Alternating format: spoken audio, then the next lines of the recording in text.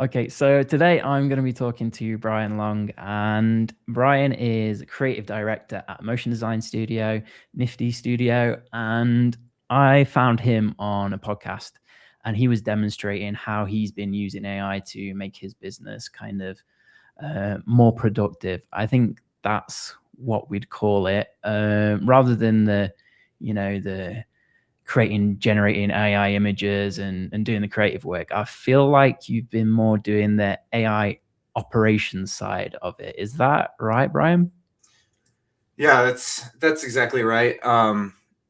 Yeah, when I started the business, 6 years ago, it was all about the art, and it quickly, post COVID, it quickly became different. You needed to manage your business ops, your sales, have an internal producer basically to keep up with things. Work wasn't just coming into your door like it was before.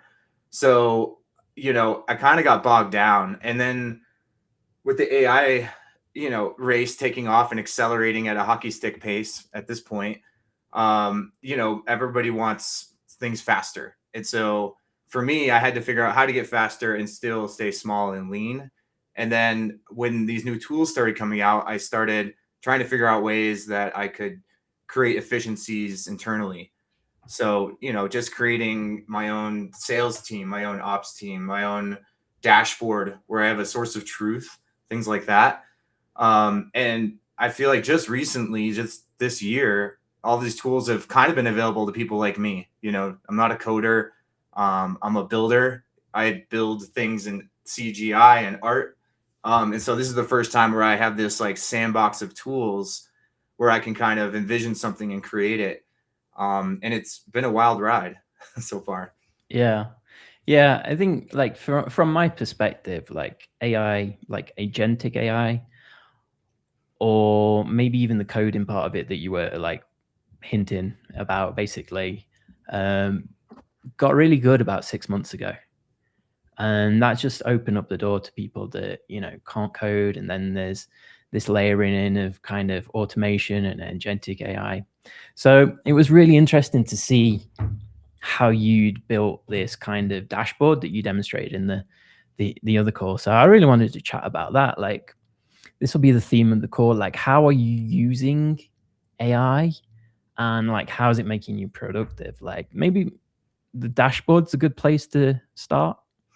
Yeah, I have a kind of this slide for people who've never really delved into it. It kind of shows a high level visual of how this works, and then I can kind of show a couple examples of a dashboard and how I use it. Yeah, that'd be really cool. Cool. Do you wanna- So this is a very high level view. If you haven't heard of what OpenClaw is, it came out earlier this year. It's an open source sort of brain that lives locally on your computer. So it's kind of the first time that you don't have to rely on a major AI provider, and you can run locally. So what that means is that you can just, create a brain on a computer in your office and have it learn. You can train it, you can create automations and things like that, and you can connect them to any AI service, whether you're running a local model or OpenAI or Anthropic, or Chinese models, the cheap free ones. Um, but basically, what OpenClaw is, it's finally the glue between all the AI. It's the thing that we wanted. We never know really what we needed or wanted, but now it's here. And so you can start building applications, automations, workflows, and you get to give it a clever name. And so mine's named Hank, and he's basically my studio operating layer. So how that works is you give it connections. So you have all these inputs, and that could be whatever you want. And for me, that's emails. He has his own email address, and I route all of my inbound and outbound emails for my accounts for my business to it. So he sees everything coming in and out. He never sends an email. He never, talks to a client, but he just has context about everything that's going on. And then he also has context of everything before he was birthed. So, you can export Google Takeouts, it's called. So there's this giant email archives since the email account was created, and it can go in and index all that. So basically it has an entire history of any email you've ever sent, any client interaction you've ever had. And what it can glean from that is immense. I mean, it learns how you talk, how you write, the cadence of projects, project budgets, how you manage situations. And then in real time, recording, everybody records Zoom calls now, whatever service you use, those can be recorded and dropped in. So it knows exactly what you talked about on a client call. It can add context to a current project that you're working on and process it. Notes. So whether you're hand taking notes, whether or not a client sends you notes, all that stuff is input. People. So that's, like I said, the history of everybody you've ever talked to is now in its memory. It's indexed. It can quickly be referenced. So those are the inputs on the left. And then the outputs, and Hank processes all that in the middle, and he's like the central brain that can control everything. And then on the output side, it's much faster to create briefs, analyze priorities and changes on projects, come up with new proposals very quickly. You have access to past pricing data and everything, tasks. So in real time, you can get morning briefs. It can analyze your calendar. It can tell you what you should be doing right now, to-do items, and answers. And for me, that's probably the strongest one, is just answers. Like, what did we talk about on that call 2 years ago where that project went nowhere? And it can immediately pull that right up and give you context.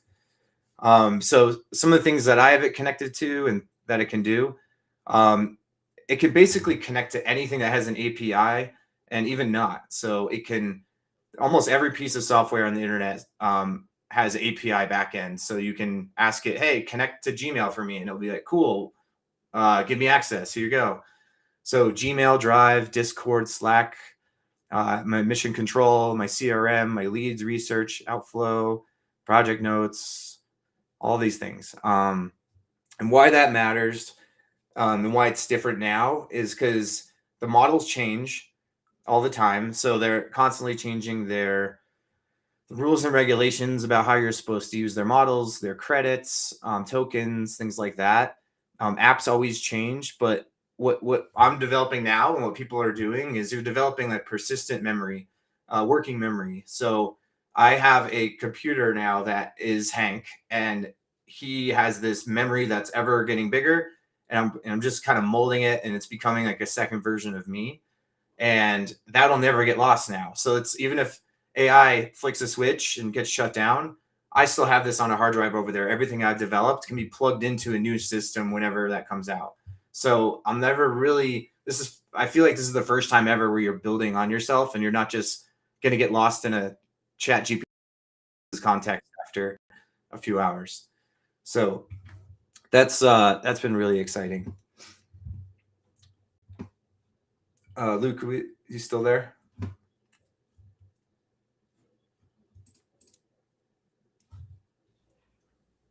There you go. Yeah. All right. Yeah, no, that was no, that's really cool. I mean, there's a couple of different things we could jump into there. So are you just connecting these like via like your Google Mail, or did you downloaded that and put in some other format? Well, Hank has access to the internet, right? So he doesn't have your passwords or anything, but he has API keys. So every time you ask it to set up something, they're like, hey, get into my Slack channel. It gives you a link to click on. It says, give me access. And then he's in there. And same with Discord, same with Gmail. You're like, hey, share your calendar with my account. And I did, view only, a Google Drive folder. So I can just drop things into it, and he can write things. He can make spreadsheets and notes, docs, and everything. And then shoot me a link back and say, here you go. So you can, what's cool is with this, what's different about like a chat window is this can just get shit done. It can, you say, hey, figure this out, and it comes back 2 to 5 minutes later, and it's like, cool, I figured it out. I did this and that and the other, and I found this key, and I read this forum, and I figured out how to do it. So we're good. It's really fun to have this thing that just does stuff for you and figures it out, and I don't have to sit there and babysit. Yeah. And like, which agent harness are you using? Are you on OpenClaw or Hermes? Have you tried different ones and settled on one? So Hermes is pretty recent. I haven't tried it. I heard it's really good, but it's not as like personable. It's more just dry, and it gets stuff done. It's I feel like I'm settled on OpenClaw right now, and it feels like it just has a lot of personality. It's become what I like it to be. I don't feel the need to switch or try something new. It would honestly take a while for me to spend some time to figure that out. But as far as harnesses, harnesses are what it's like the main connections to like what's powering the brain, right? So you can connect it to Anthropic and use Opus, which is the smartest one out there, and it's going to cost you the most money. But since OpenClaw has partnered with OpenAI recently, you're able to use your subscription to harness it. So the main brain right now is on ChatGPT 5.5, and I basically just pay $100 a month for a subscription. A couple months ago, that was not the case, and you had to just be kind of dabbling in all these different connections, constantly changing your primary or your fallback, and it got pretty pricey. There were some days where I was doing some tasks, and you don't realize that the cost is racking up. But now we're in kind of the dust has settled a lot, so it's kind of nice. That's very interesting, because I've been playing with these things myself, like AI and setting up little things. Like I've started experimenting with Hermes agent. But yeah, I personally, sometimes I wonder if I'm getting value out of it or I'm just making busy work. Yeah. That's my main critique, and I try to catch myself all the time. I do, I'm part of these communities, and I see people building stuff, but I know they're not doing anything with it. I know they're just burning tokens. They're just at the end of the day, you have to get value out of this. And so for the first couple months, it was definitely a sandbox I was playing in. It was really fun to build stuff, and I understood there was an upfront cost to just building up everything I wanted to, and now I'm using it, and so I see the productivity increase, and I get value out of that. A lot of other people vibe code and they build apps, and you're like, oh, that's a cool thing, but it's not making any money, so you're a net negative. And at the end of the day, whatever you're building has to be profitable, otherwise, why are you doing it, I guess. Exactly. I guess maybe one of the ways that you have built value, it certainly seemed like that, was this dashboard that you've built. And it sounds a little bit like that graphic that you just showed, of all the inputs and outputs. You've essentially made that into a graphic interface.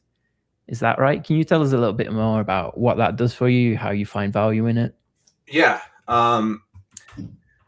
So without like a dashboard, this thing just operates sort of in the cloud in a way. You don't really know what it's doing. You don't have a visual on like what task it's doing. So it's really nice, like especially when you first dive in, to create some sort of dashboard or visual. And it was very easy for me to be like, Hank, build me a Mac OS app that I can just open up, and I have these menu items on the left, and every menu item is a new piece of software that it built. So, I'm kind of getting annoyed with software subscriptions. So every time I get a renewal, I think, well, can I just have Hank build that and integrate it into the system? And so what my end result is right now is I've recreated Evernote. I've recreated my CRM package. So they all work within Hank's brain, which also means it has full circle context about everything. So whether it's a CRM client, it now has a memory file that's on the hard drive over there that it can connect to a project if I ask it to. It can recall it. So it's really nice, and I can show a couple examples of that as well. Yeah, that'd be cool. But just stressing how easy it is to be like, hey, make me an app. And then, then I was like, oh, actually, I want it on my phone too. So it made me a phone version of it. So wherever I am, I can just open up my phone and have access and talk to Hank. So I can share. So I can't show my actual working app just because it's full of sensitive information, but I did take some screenshots and I tried to have AI, sanitize the information a little bit. So this is what the app looks like. So basically it's just an app on my Mac. It opens up to my dashboard here where, again, all this information is filled in by AI. I'm not even sure what it says, but it's a good indicator of what it looks like. But I have, my system stuff on the right here. It tells me what model I'm running. It tells me, just system stats on the right. Kind of don't really even need to know it. It comes in handy if you're paying for tokens, so you can watch your daily spends and it can calculate that in real time.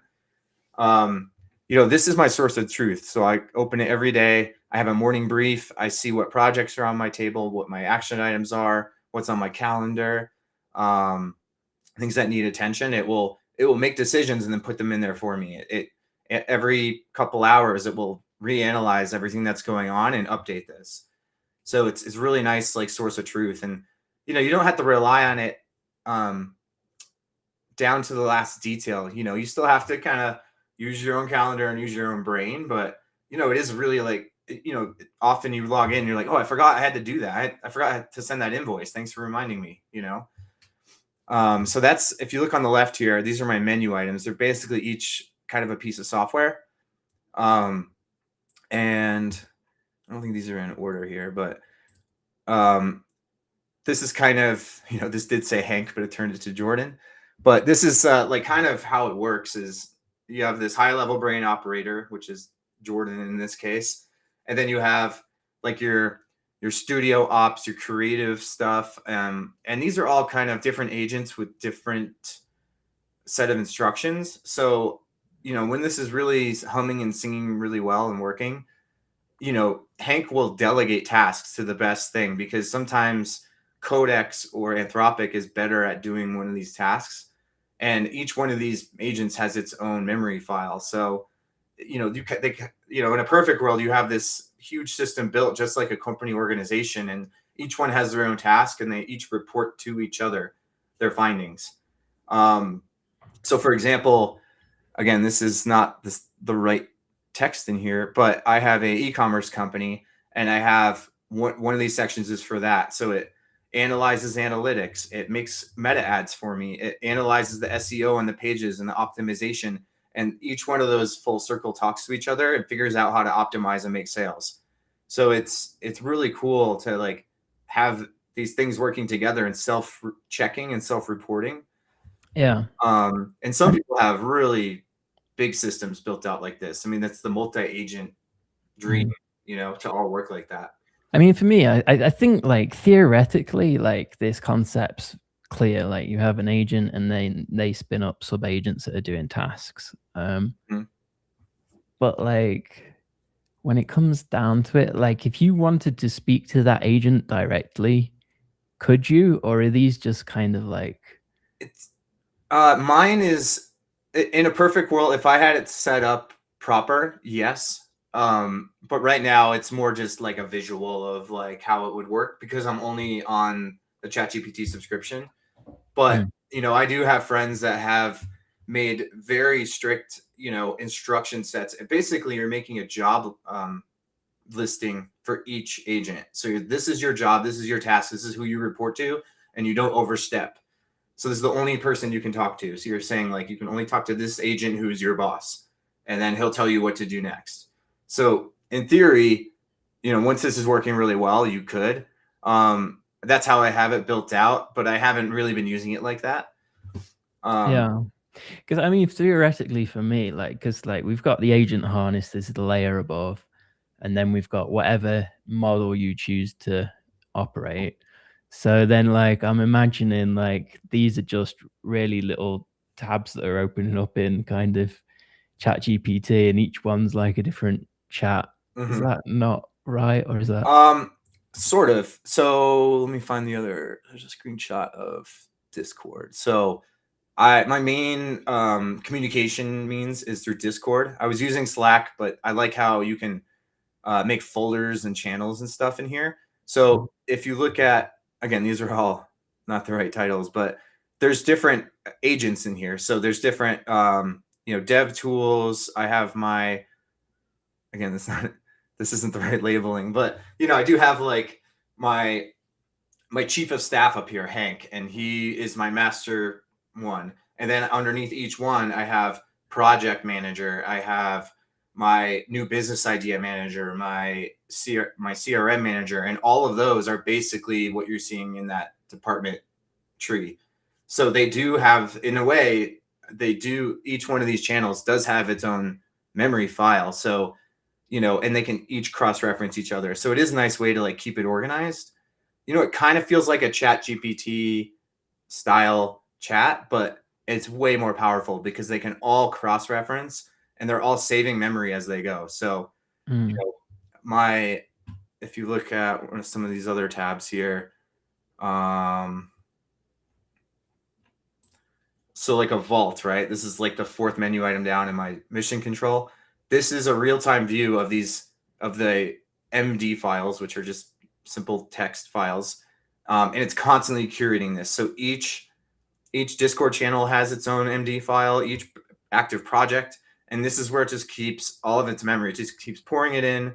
It looks over it. It reorganizes it. So, and down below here, it's daily logs. So at the end of each day, it'll analyze everything we did that day, and it'll make a log of it. So I have this ever expanding memory bank that just lives on a hard drive as this tree of files. Yeah. How did you? So I mean, like it sounds very simple memory, but like it's really a kind of like a deep subject. Like what should it remember? What shouldn't it remember? Like what instructions did you use to set this up so it doesn't like bloat infinitely or it still becomes usable? Yeah, so that's definitely a concern is like context. Context means like if you just chat forever in one chat, it'll eventually get bloated and it'll stop working. And you also don't want it to go into one of these memory files that has 1,000 pages in it and then shit the bed. So it is, it took me a while to curate that, and it kind of learns what's important, and then it will summarize it and just make its own. You might look at these files and they might not be as interesting to a human to look at, but for a computer, it's just very straightforward.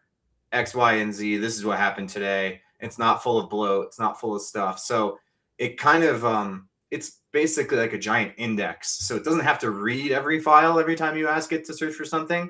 It kind of knows straight where to go. Yeah. I mean, I feel like we're pretty deep into this. And this is like probably not where you started.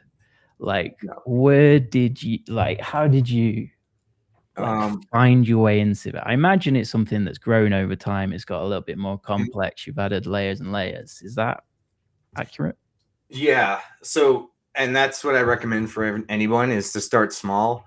Just have it do your morning briefs for you. Have it at 8 a.m. every day.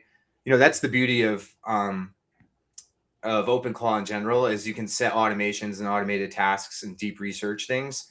So every morning it will give me a morning brief based on it'll analyze everything going on, tell me what's going on, my coffee reading.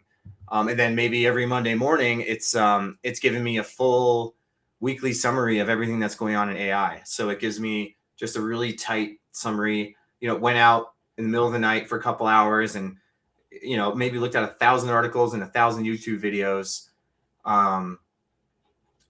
So it became really fun really quick for just to set up these automations. And then once what you're seeing here is I started just getting overwhelmed with it. And I was like, how do I remember all this stuff and keep it going, keep forward momentum instead of just me, this should be easier for me every day, not just like a huge reading list, I guess.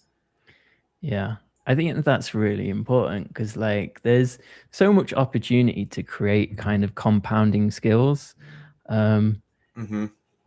how are you choosing?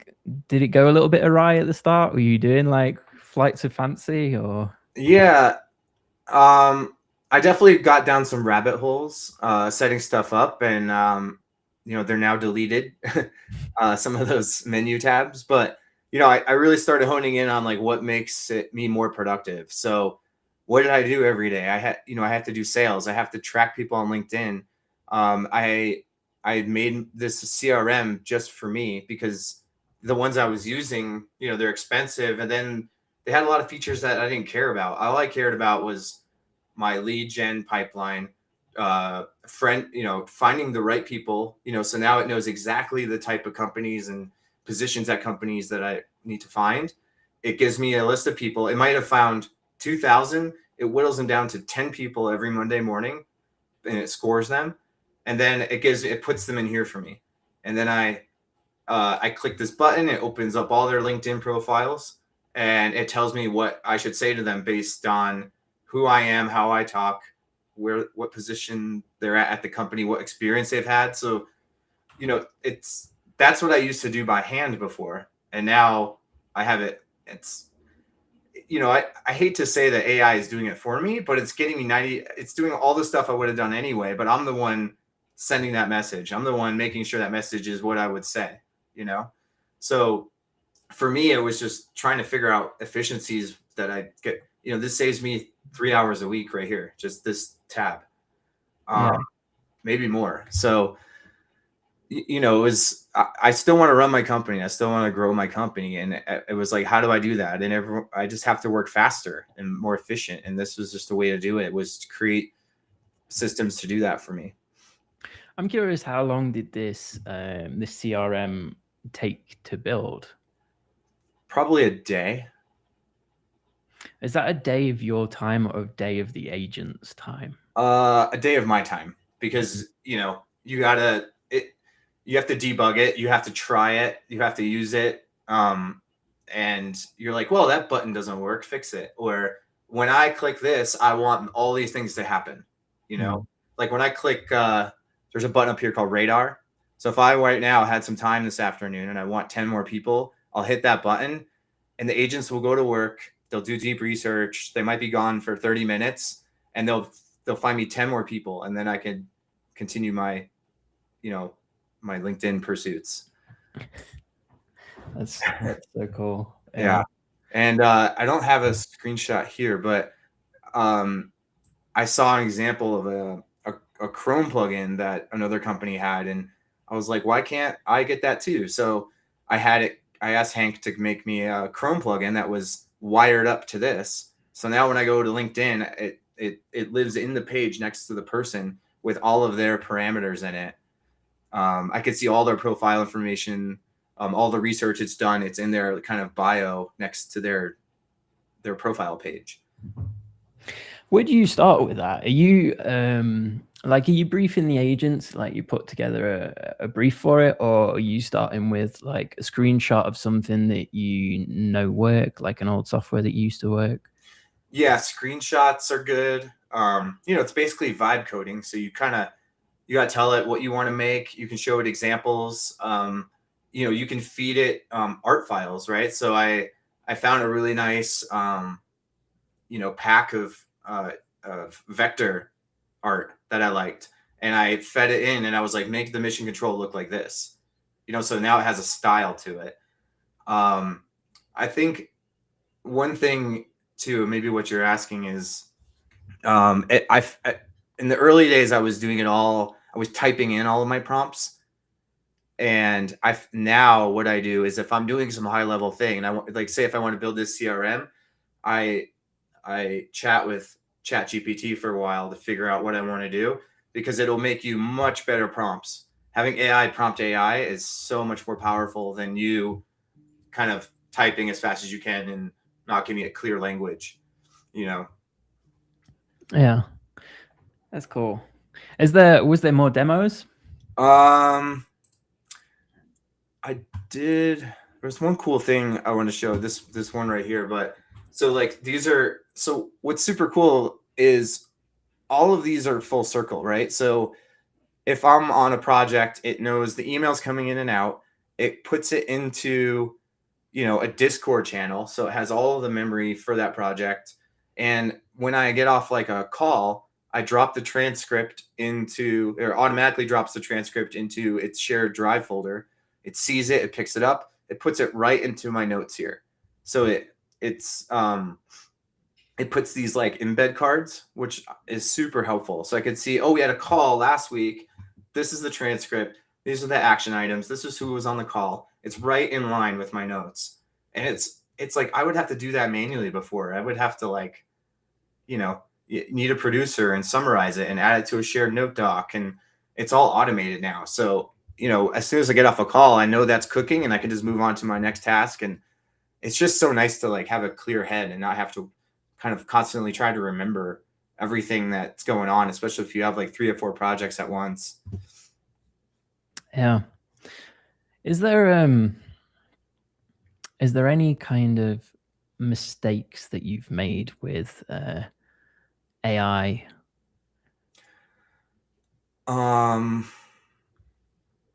There's no mistakes with AI. What I was getting at, sorry, it was like, is there anything that you kind of you built it and it just didn't work and you quit on it, or there was something that maybe you built and it worked, but it just didn't feel right? And what I'm thinking about that is like maybe you've started trying to use it for more creative stuff. I haven't had good luck doing Gen AI and creative stuff. I just think it's not there yet. It's not smart enough. I mean, for me, this is all about, it's kind of a virtual producer for me. Every time, even for this call, I was trying to like sanitize these screenshots and it took me like an hour and I barely got it there. It was like, it's not there yet. So I try to stay away from it until it's ready. I am excited about using it for 3D and stuff because it would be really nice to quickly get project files spun up, like all the busy work when you first start a project. So that's kind of my next thing. As far as mistakes, I think the only mistakes I've run into is like token burn. Just not paying attention. If you don't get it, like I said, using AI to prompt AI, if you're just typing stuff in and you're not really thinking about like what you're saying and it might take it a different way, that's very easy to screw up things. There was one day I'm not sure if you're familiar with the Mr. Beast challenge stuff, but there was a Super Bowl commercial where you can win $1 million if you can solve all the clues in the commercial. Oh, right. Yeah, I think I did see something. Yeah. So it was perfect job for OpenClaw, and I got it spinning up and it downloaded the 4K video, it analyzed frame by frame, it was solving puzzles, it was going nights after night. And I had crazy token burn. I think there was one night I spent $600.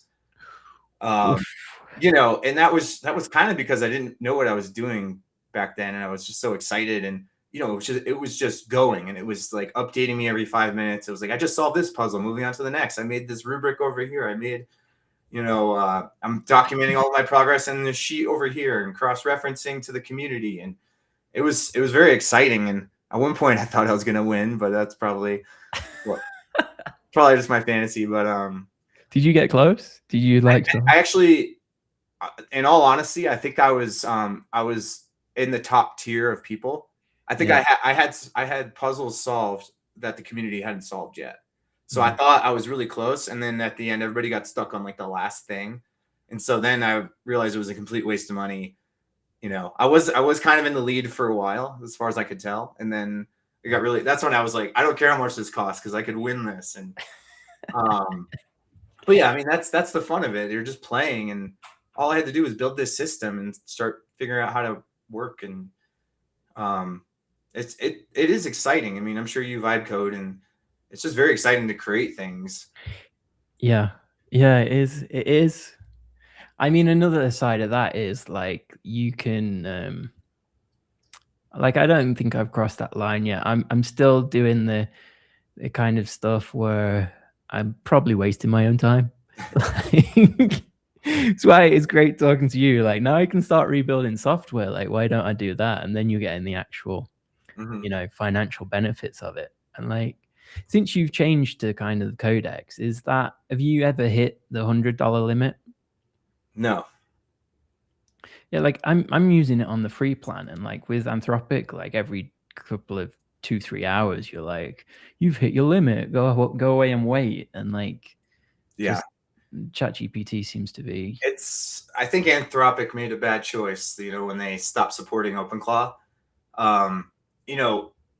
The high level, I'm not sure if you know why all that happened, but their subscription models are subsidized. So Anthropic is charging you $100 and you have access to $10,000 in tokens, but no one ever uses that much. So it feels affordable, but then when everyone was actually using all of their allocation, they couldn't afford it. So they shut off, and OpenAI went the other way. They're like, use it. They're probably scraping all information, but I don't have anything that's sensitive to, I don't care. But yeah, it is nice. And you say Codex, and maybe you can use this with Hermes too, but it's really nice to have the Codex app, because if OpenClaw goes down or something breaks on update, you can have it go right in and figure out. It's like analyzing all the working files, figuring out why it won't boot up. It's like self-healing, which is really, once I figured that out, it saved me a lot of time troubleshooting. I had found that tip. Yeah, like sometimes like Hermes breaks and I just give it to Codex to fix, and then Codex fixes it. I'm just like, I have literally no idea what's happening. Yeah. Full YOLO mode. Yeah. Let's talk about that a little bit. Like, I mean, the downside is security, obviously. Like you mentioned, not wanting to share your live data because, well, it's got sensitive stuff, but you also mentioned offline that people could prompt inject you, and that's kind of worry. How do you think about security as someone that's admitted that they weren't a coder before? Yeah. When you first create something like this, you have to, you put it on a machine. It's a fresh machine. It has no passwords. It has no idea. It just has access to the internet. So has no access to your local area network computers. And so you have to start small and start giving it slow access, by giving it its own Gmail address and no permission to send anything from it. That's the most secure way to go, I think, as far as that. But you're right about like prompt injection. And I was just reading a story this morning about someone had their OpenClaw doing research, and it went onto some website, and it had in the HTML, it had a very, very professionally written prompt injection. So basically, prompt injection is, the AI isn't smart enough to know whether or not it's you speaking, or if it read a piece of information on the internet and it's you speaking to it. It just has no way to differentiate. So it's very easy for somebody, especially if they knew your system and they knew any IP addresses, any way to get in, it's very easy for them to give it a really good instruction prompt, and it will, they can do whatever they want. They can try to steal your OpenAI keys or your Gmail keys. And that's the trouble people run into, is they're not really thinking about that, because they're so used to just having password managers, and they're like, oh, I can just change my password. But it's kind of deeper than that. Like, this thing has information about your life. API keys are in there for whatever you connect it to. So if someone did get in, they could do some damage. I don't see why that's fun for anybody to do that, but and then the other thing you mentioned is OpenAI. I think it's a known fact that within 10 years time, even with Google, everything that you've ever Googled will be public knowledge. It is what it is. And OpenAI is a vacuum for information. That's why they're so cheap. They're gathering up information about everybody. So I think even if you connect these systems to that, I'm past the point where, of course I care, but I know it's inevitable. So I might as well be using these systems. The most secure way to do it is to have your own local models. So every couple weeks they get better and better. They always say that the free ones are a year behind the best ones that are out now.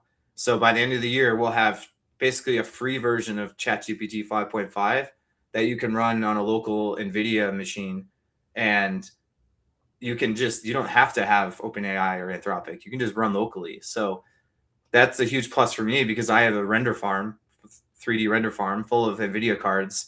So I can run models on that. A lot of the stuff that mine does, especially the nightly research and tasks, are free. So it turns on one of the GPUs and it loads the model into it, and it does all that lightweight work for free. So I'm trying to do stuff for free, and there's people that are really into that, and they never pay for tokens. They are completely off the grid in a way. That's really smart. That's really, yeah.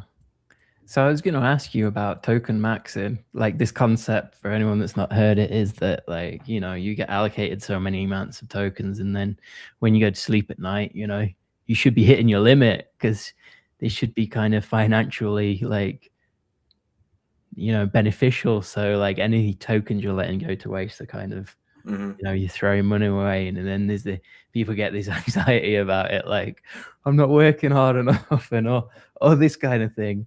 Do you feel any kind of that? Like, well, that only comes into play when you're using like the API connections. So you can always wire up in two ways: through a subscription or through API. And API is better. A lot of businesses use that. So you just connect it to API, and every time you ping it, you get charged a token. So you get charged for what you use. That's what you're talking about, and that's when it just gets real expensive. And you know, you can use the API can use the smartest one for the intelligent tasks, and then you can wire it up, or you can use a really, really cheap version that's kind of dumber for reading emails. So, you know, there's ways to delegate, and you can have it self-delegate, be like, it knows which API to use based on like the level of task that you're giving it. But a lot of that's changed since OpenAI lets you use their subscription model now. So, you know, for $100 a month, I've never hit a limit. As opposed to 2 months ago, I would hit limits every day, and I would watch, and I'd spend $100 by noon, and I'd be like, all right, I got to cool down and do something else for a little bit. So I think things are changing, and that's kind of one of the hard things too for people to dive in, is you have to be up to date in what's going on. Otherwise you just lose your mind with, you know, why did I just have $1,000 bill, you know? Or why is it just constantly not working? Because I'm hitting my limits, because I have this endless chat that I don't know how to use right, because every time I ask it something, it's reading 1,000 messages above it. You know, that'll blow through your tokens really quick too. I think a lot of people are expecting this to be like the classic tech playbook, you know, like Uber: start cheap, raise prices when people are addicted. And there are signs that that's happening now, but like you said, open source is probably less than a year behind. So at the end of this year, we'll have kind of the level of AI we've got now, basically free. And I think we've hit that limit. Like, why do I need more powerful AI? Like, in terms of coding, like, you can build your own apps without having to know how to. Yeah. And that might be why they're letting you do it now, because they're like, our time is almost up, where these people aren't, you know, OpenAI is like, they want to steal our information. I get it. So they're gonna go as long as they can until those free models come out where people don't need to use them anymore. And that's right around the corner, I think. So it's an exciting time in that regard. Exciting. I would also suggest terrifying. Yeah.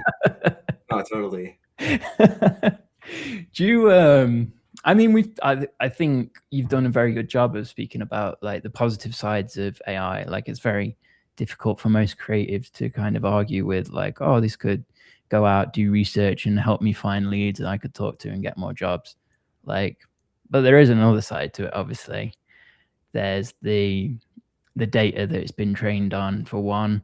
There's like competing with artists. The video models, for example, get better every day. And like as a motion designer, do you see a point in the future, maybe the near future or something, where you can prompt 3D workflows, things that you're getting paid for today? Yeah, I mean that's a constant fear, and especially the new Claude Code that came out recently that can run 3D apps.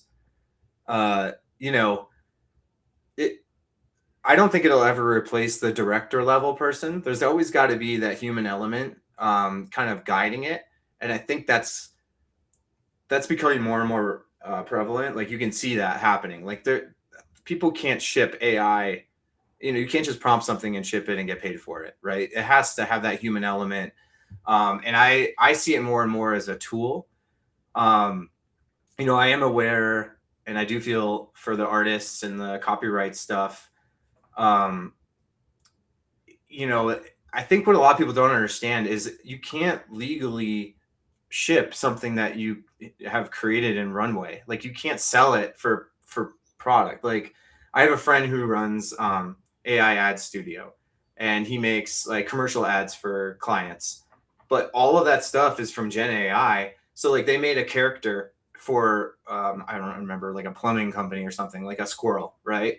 And he walks and talks, but he can't copyright it because it's all from Gen AI. So they don't even that company doesn't even own the rights to it. So anybody could just download that video and make their own version of that plumber's character and make their own versions of that video.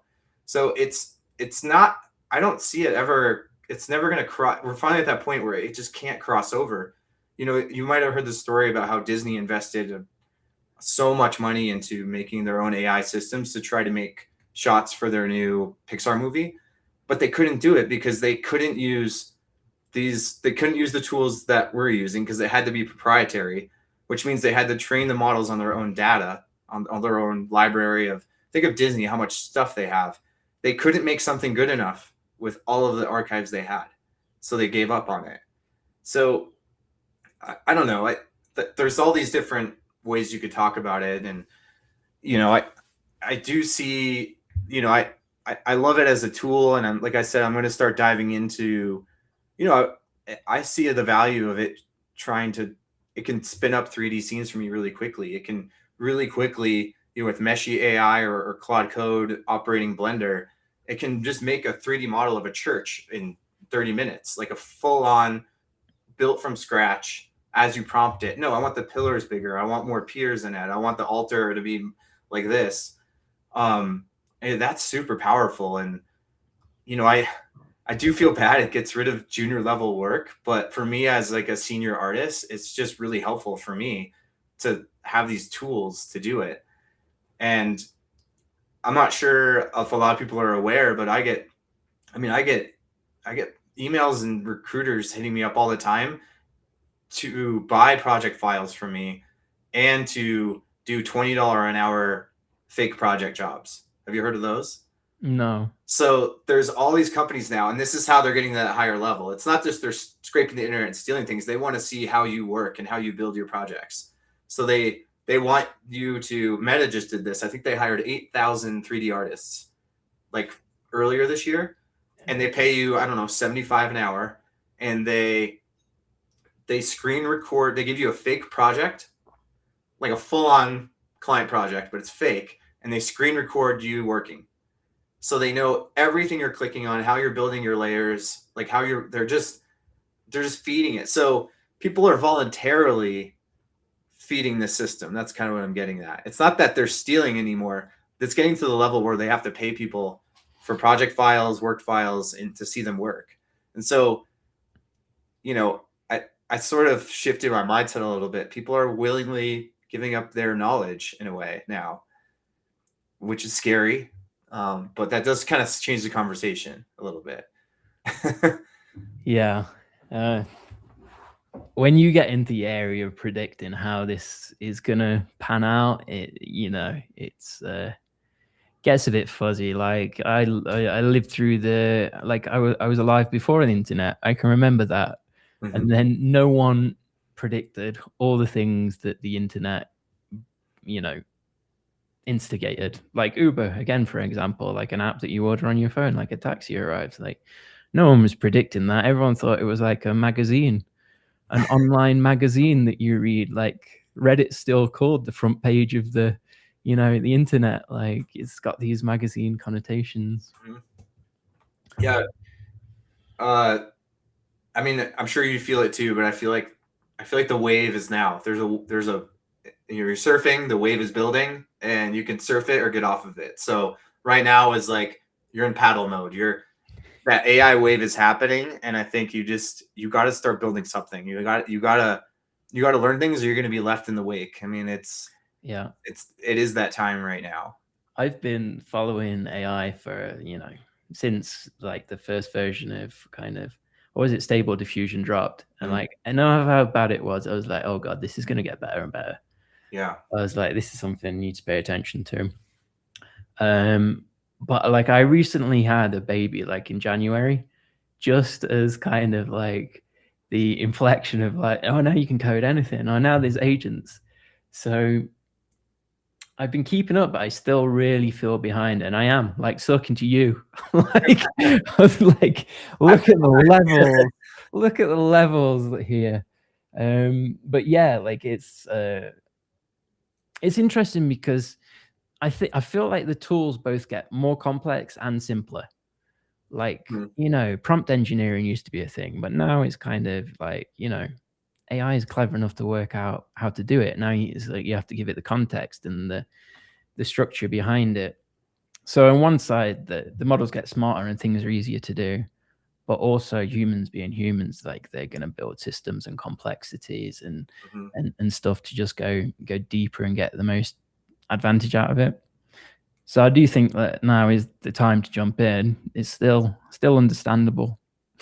Yeah. Well, I mean, you said Stable Diffusion. I mean, I remember when I first started using it, it felt like just code. It was like there was no interface. It was really like, this is difficult. I don't see why this is useful. And then what gets better is that the models have always been there, but now the interfaces are better because they know how people want to use it. So, that is what's nice. You go into Comfy UI and you have a node system and you can make these project files on this canvas, and it's a more beautiful way to work. It actually feels like you're the artist. So I don't know. It's more relatable. It's more user friendly than ever to do something. Yeah, I always try and wind up the podcast as talking about something a little bit more positive rather than the existential dread. Yeah. Is there anything that you're really excited about building at the moment? Like I love exploring like the fringes of people's kind of reality, like something that you've not started building yet, something that's on your mind that think will be important going forward. Or there's this whole phrase that got coined recently. I mean, this might be getting deep, but when Claude Mythos got leaked, did you know about that? So it's like their AGI model that they accidentally leaked, and they took it away because they're like, this is so powerful that people could screw everything up with it. Like just the wrong person could turn off the streetlights in your neighborhood real quickly. Like, so that got everyone excited because it coined this term called moonshots that don't work. So moonshots are just crazy ideas, long shot, high risk things that you're like, I'm going to build this thing and it's going to make me $1 million in a year or 2 years. I don't know how it's going to work, but I'm going to try it. And moonshots that don't work is it's something that you're going to fully develop and it won't work. Like the endpoint will not work right now because we don't have the tech. We don't have the powerful enough AI to make it work. But with Mythos, whenever that comes out, like, so basically there's all these people now that are building out full companies, full websites for a product that doesn't even work. But they're banking on the fact that once Mythos comes out, they'll be able to plug it in and turn it on, So it's kind of just, I'm an entrepreneur and I have a whole list of these that I'm trying to explore, like just crazy stuff. I'm like, that would be so cool. Like, if we had that, but I have no idea how to get it to work, and AI can't tell me how it works right now, but I know it will be possible someday. So, those are fun for me to just sit around and think about and explore, moonshots that don't work. But that's a really interesting concept. I've not heard that one before. I have my own theory on Mythos, and I think that it's probably overhyped. And I think what they've done is train a model to be a bad actor. I think they trained it on, like, they revealed its own training data to itself, which is something that you're not meant to do, because then it can kind of like learn to deceive. Like it can kind of figure out, oh, this is what they want me to say, so then I should just kind of like lie to them and do other things. And I think that Mythos is great at that because it's a great hacker. Like, it's basically the you think it's tricking the human mind? It got good at hacking the mind. Yeah, well, and the actual code inside of it. Like, I think it's got this persona that's like a hacker, and they've intentionally created that way, but actually it's not that strong in other areas. I mean, I hope you're right. They did say it found like, thousands of vulnerabilities in modern security on day one, and so that's why they put a lock on it, because they're like, all right, we need people to know about these and fix these before we release it publicly. Well, now it's out there. So yeah. Some people have it. Cool. Well, it's been super interesting to, like, hear about what you're doing and all your ideas and everything. So thanks for sharing this time with us. One last thing. What do you think people need to hear right now? Have you got any advice for creatives? I would say just try new things. Like, this is definitely the time that you can't get stale. You don't have to learn a whole lot of new tools, but you gotta choose a path. You gotta try something, because everything's changing so fast, and everybody can catch up to what you're doing now. And that should be motivating to, learn something new and try. Now's the time. It's easier than ever. Yeah, it's great advice. Just get started. Yeah. Cool, man. Thanks for your time. And I think we'll end it there. Yeah, great talk. Thanks for having me, Luke.